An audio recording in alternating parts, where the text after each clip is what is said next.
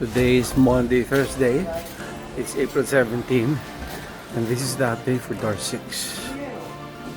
Noong-umpisahan ng baklasan itong canopy dito para tumbiga, palalabasin yung bakal at itong posting ito tatanggalin yan, palalabasin yung bakal para tutultungan para gagawa ng 3 biga dito, doon, tsaka doon sa kabila. 3 bagong biga ang gagawin.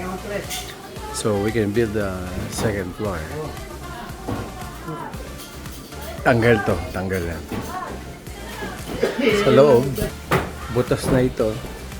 Ito yung ginagawa nating dapat 2 CR. Unfortunately, ito, pinabasag ko ulit dahil umabot hanggang 6 na CHP. Pero tabing so, wala na rin ang gumagawa niyan. Binalikan natin sa nanay niya. Ayan, so meron tayong sayang ngayon. But, that's life. Ito, para itong ito. Dala-dala na ito. Ito yung ating kitchen. Yung ginagawa doon, pagkakabit yung 2 drainage para sa CR. Para sa toilet bowl. May toilet bowl doon, may toilet bowl dito. So, nire-layout itong ating itong ating surface water. So, one machine for this one, another machine para dito. So, para dito naman. So,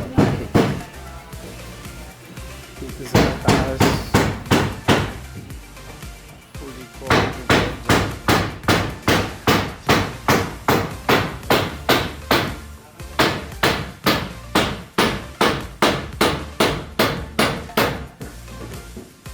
Nelson, ano na ginagawa natin?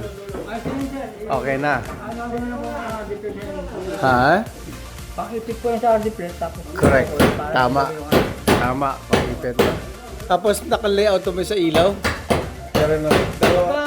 Kapatid nito, sir. Puputasan nyo na po yan. Bahala na sa ilaw. Ang ilaw dito, 4, no? 4.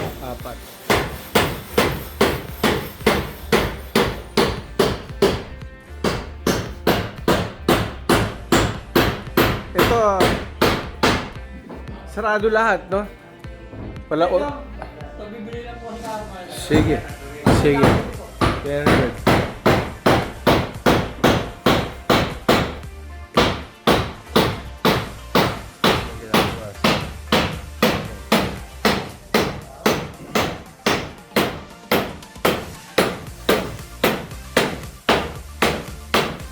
Para saan yan, anak?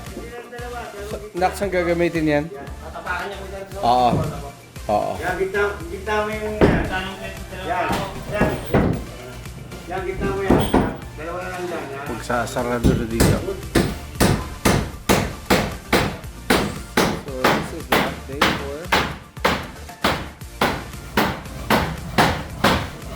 Door 6. Till next time.